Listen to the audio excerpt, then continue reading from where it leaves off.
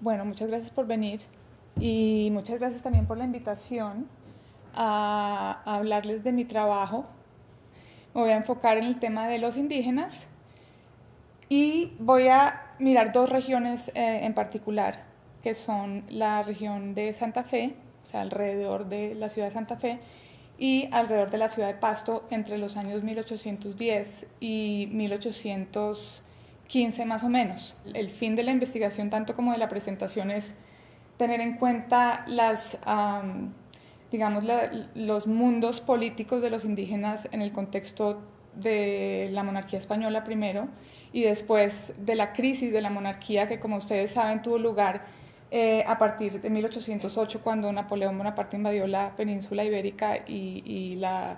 digamos que la monarquía española quedó sin rey o sin cabeza. Como comunidades, los indígenas tenían derecho a tierras y además a gobiernos semiautónomos. Semiautónomos porque evidentemente estaban dentro de la monarquía, digamos que encima de las comunidades indígenas y de sus gobiernos, que tenían por lo general alcaldes indígenas, estaban los corregidores, que eran los que en realidad administraban a estas comunidades. Y lo que yo he encontrado en mis investigaciones es que ellos estaban muy bien informados sobre la ley. En particular me interesa resaltar el libro 6 de la recopilación, que se refería a los indios, a la organización de los pueblos de indios, al pago del tributo, su recolección y, una cosa importantísima, la representación legal, el derecho a representación legal que tenían los indígenas en la figura de un protector de naturales. Para los criollos, ¿qué representaban los indígenas y desde qué momento ellos se plantean las ideas que van a materializarse en el contexto de la crisis monárquica de 1810? Yo estoy hablando de finales del siglo XVIII, de una figura como Pedro Fermín de Vargas, que es, ya dijimos, un criollo, pero yo no estoy presuponiendo que él quiere la independencia. Y digo que no me puedo dar el lujo de que haya malinterpretaciones, es porque esa es precisamente la gran contribución de los historiadores de los últimos 10 años, por lo menos, ¿no? Cuando empezamos todos a repensar la independencia, que estamos ahora todavía en esa conmemoración más amplia y más larga. Pero los historiadores que se enfocaron, por ejemplo, en la coyuntura de 1810, si algo dejaron claro, es que estos criollos no estaban soñando con la independencia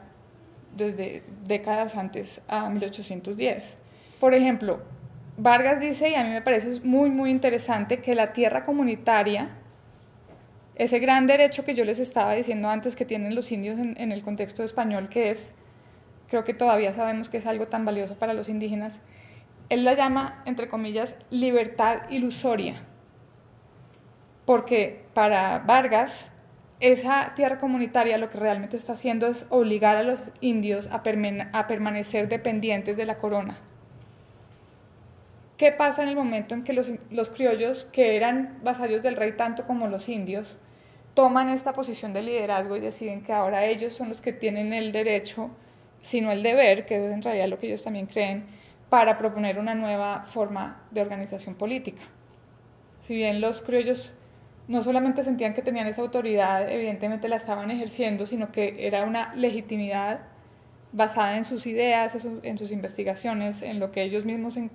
pensarían que era su ilustración, mientras que para los indios, si ellos eran iguales a los criollos, ¿por qué los criollos eran los que iban a decidir el futuro de ellos?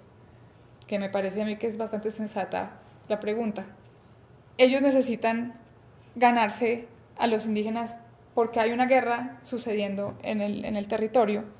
y ellos necesitan que los apoyen militarmente. Entonces lo que empezamos a ver es como un poco el proyecto criollo autocuestionándose. ¿Hasta qué punto nosotros estamos llevando a los indígenas a una situación en la que somos nosotros más tiranos que los mismos españoles?